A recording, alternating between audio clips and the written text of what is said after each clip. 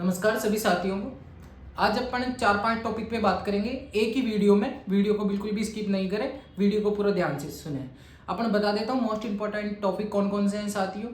HDFC bank से या किसी भी बैंक से अपन लोन कैसे लें, मल्टी फंडिंग कैसे लें, 3 से 4 बैंकों से, 5 बैंकों से या 6 बैंकों से सेम टाइम पे लोन कैसे लें, पार्ट पेमेंट कैसे करें, लोन को फोर्ट क्लोजर कैसे करें, ओब्लिगेशन जैसे किसी का लोन जैसे 50,000 सैलरी है उसको 20 लाख चाहिए या 10 लाख चाहिए और उसका लोन 5 लाख का बन रहा है, तो उनके क्या क्या रीजंस होते हैं। आज इन 5-6 टॉपिक पे मेन पे अपन चर्चा करेंगे। तो सबसे पहले तो सभी साथियों को मेरा नमस्कार।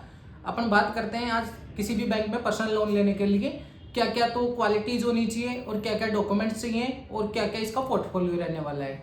तो सबसे पहले सभी साथियों को बता देता हूँ, HDFC बैंक में या किसी भी बैंक में अपन लोन के लिए अप्लाई करते हैं, चाहे SBI हुआ, चाहे PNB, कैनरा, XYZ कोई सा भी बैंक है, ICICI वगैरह।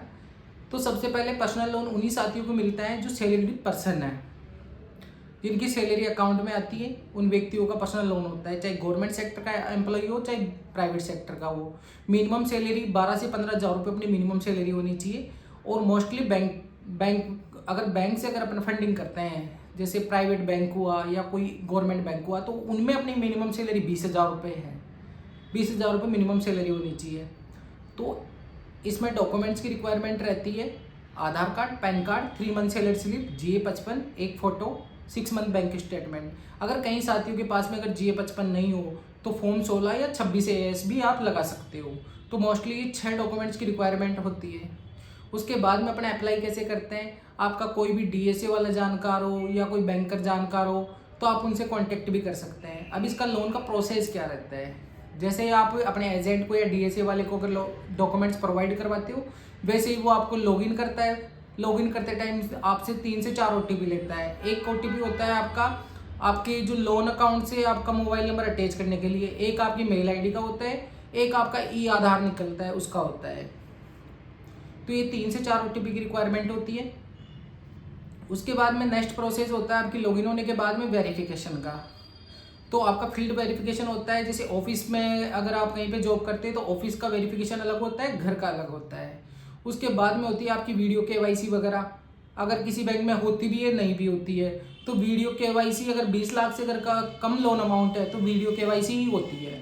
अगर 20 लाख से ऊपर का लोन अमाउंट होता है तो कई बैंकों में वीडियो PD भी होती है और वीडियो KYC भी होती है। उसके बाद में आपका लोन वगैरह अप्रूव हो जाता है, सारी अगर चीज़ें पॉजिटिव होने के बाद में। अगर आपका फील्ड वेरिफिकेशन, सपोज दैट आपकी घर का वेरिफिकेशन और ऑफिस का वेरिफिकेशन अगर पॉजिटिव आ जाता है तो आपका अप्रूवल आ जाता है। अप्रूवल के बाद में वीडियो KYC वगैरह होती है, वो मैंने आपको बताई दी। उसके बाद में होती है डिसबर्समेंट वाला प्रोसेस। डिसबर्समेंट अगर आप इमेंडेट जिसको बोलते हो आप, इनएच, इमेंडेट, ECS, तो इन चीज़ों के लिए आप आधार कार्ड से भी इमेंडेट करवा सकते हो, डेबिट कार्ड से भी करवा सकते हो। उसके बाद में आपका डिसबर्समेंट हो जाता है, आपके खाते में पैसा आ जाता है। फर्स्ट टॉपिक अपना कंप्लीट है। अब बात करते हैं मल्टी फंडिंग में। सपोज दैट किसी व्यक्ति की 50,000 रुपये सैलरी है, तो कोई भी बैंक आपकी सैलरी का 26 का मल्टीप्लायर का लोन देती है। जैसे किसी व्यक्ति की 50,000 सैलरी है तो 26 का गुना करने पर उसकी एलिजिबिलिटी आती है 13 से 14 लाख रुपए तक की। 10% अपना एक्स्ट्रा वेवर ले सकते हैं ZSM RSM से। तो 50,000 को अगर अपन 26 से मल्टीप्लाई करते हैं तो 13 लाख रुपए की प्लस 10% अपन और एडिशनल फंडिंग ले सकते हैं बैंक से। तो 13 लाख का 10% हो गए 1,30,000 रुपये। तो 13 से 14 साढ़े 14 लाख रुपए तक का आपको लोन मिल जाएगा। अब बात करते हैं अपने कुछ रिक्वायरमेंट है 25 लाख की 50,000 सैलरी पे या 30 लाख की, तो उन टॉपिक की भी मैं बात बता देता हूँ। आप फिर सेम टाइम पे दूसरे बैंक में आप फाइल लगा सकते हो। जैसे HDFC में आपने फाइल लगा ली, वहाँ से लोन सेंक्शन हो गया आपका 14 लाख रुपए का, तो उसी सेम टाइम पे आप ICICI में फाइल लॉगिन कर सकते हो, तो वहाँ से भी आप 14 लाख रुपए ले सकते हो। फिर भी अगर आपको 35-40 लाख रुपए की नीड है तो फिर सेम टाइम पे आप एक्सिस बैंक में फाइल अप्लाई कर सकते हो। तो तीनों बैंकों से आप 13-14 लाख करके समथिंग 40-42 लाख रुपए का 3 बैंक से आप फंडिंग ले सकते हो 50,000 सैलरी पे। ठीक है, इसको बोलते हैं मल्टी फंडिंग। अब बात करते हैं ऑब्लिगेशन की। 2 टॉपिक क्लियर करनी है, लोन कैसे लें और मल्टी फंडिंग वाला। अब बात करते हैं ऑब्लिगेशन की। जैसे सपोज दैट किसी व्यक्ति की 50,000 रुपये सैलरी है, उसका ऑलरेडी कोई क्रेडिट कार्ड चल रहा है या कोई कार लोन चल रहा है, जैसे क्रेडिट कार्ड चल रहा है उसका 1 लाख रुपए का, तो किसी भी बैंक में अगर अपन अप्लाई करते हैं उस टाइम पे वो ऑब्लिगेशन की कैटेगरी में काउंट होगा। तो क्रेडिट कार्ड की आपकी जितने की लिमिट है 1 लाख रुपए की, चाहे आपने 10,000 यूज में ली हो, लेकिन आपका जो ऑब्लिगेशन काउंट होगा वो आपकी लिमिट का 5% होगा। सपोज डेट आपने क्रेडिट कार्ड ले रखा है 1 लाख का, 1 लाख का 5% हो गया 5,000 रुपये। अब आपकी 50,000 सैलरी में से 5,000 तो वो कम होंगे, और 10,000 की अगर आपकी कोई कार लोन की EMI जा रही है तो 10,000 वो कम होंगे। तो अब आपका लोन 50,000 में से 15,000 माइनस होकर 35,000 के अकॉर्डिंग आपका लोन बनेगा। ठीक है, इसको बोलते हैं ऑब्लिगेशन। अब जैसे कोई आपका SBI का एक लोन और चल रहा है, उसको आप BT नहीं करवाना चाह रहे, तो अगर उसकी 10,000 या 12,000 की EMI जा रही है तो फिर उसकी EMI भी माइनस होगी, फिर 24 या 26 का मल्टीप्लायर के अकॉर्डिंग आपका लोन बनेगा। तो ये 3 टॉपिक कंप्लीट हो गए अपने ऑब्लिगेशन के। अगर आप किसी लोन को अगर BT करवाते हो, जैसे अगर आपका कार लोन या क्रेडिट कार्ड नहीं चल रहा है, अगर आपका पर्सनल लोन ही चल रहा है, अगर आप उसको BT करवाते हो तो आपका कोई ऑब्लिगेशन काउंट नहीं होगा, क्योंकि अपन उस लोन को तो जिस बैंक से लोन ले रहे हैं उसमें BT करवा रहे हैं, तो इसलिए अपना ऑब्लिगेशन काउंट नहीं होगा। अपने 3 टॉपिक कंप्लीट हो चुके हैं, लोन कैसे लें, मल्टी फंडिंग और ऑब्लिगेशन। अब बात करते हैं पार्ट पेमेंट की। पार्ट पेमेंट का मतलब होता है कि आप अगर जैसे 5 साल के लिए अगर आप लोन ले रहे हो, तो बैंक की RBI की गाइडलाइन ये है कि बैंक अगर आपको 5 साल के लिए अगर आपका ड्यूरेशन टाइम है ना, तो बैंक आपसे 5 साल से पहले EMI के अलावा पैसा नहीं मांग सकती, बट आप तो बैंक को जमा करा सकते हो। अब कई साथी होते हैं जो ये कहते हैं कि सर हमें 5 साल से पहले हम जमा करा दे के बीच में पैसा आ जाए, तो क्योंकि कर्जदार तो कोई रहना नहीं चाहता ना आज के समय में। तो जैसे बैंक से अगर कोई व्यक्ति 10 लाख का लोन लेता है, उसका 6 साल के लिए लोन होता है, उसकी 18-19 हज़ार रुपये की जो भी EMI आती है वो आप पे करता है। लेकिन बैंक के बाद में अगर कोई व्यक्ति ये कहता है कि सर अगर मेरे पास में बीच में पैसा आ जाता है तो मैं इसको जमा करवा सकता हूँ, कि हाँ आप बिल्कुल जमा करवा सकते हो, उसको बोलते हैं पार्ट पेमेंट। पार्ट पेमेंट आपका 3 महीने के अंदर आप 20 से 25% पैसा आप जमा करा सकते हो आपका प्रिंसिपल अमाउंट का। अब वो भी मैं एग्जांपल के तौर पे आपको बता देता हूँ। किसी बैंक से आपने 10 लाख रुपए का लोन लिया, आपकी 18-19 हज़ार रुपये की EMI है, 3 EMI के बाद में आपका आउटस्टैंडिंग अमाउंट बच जाता है 9.5 लाख रुपये।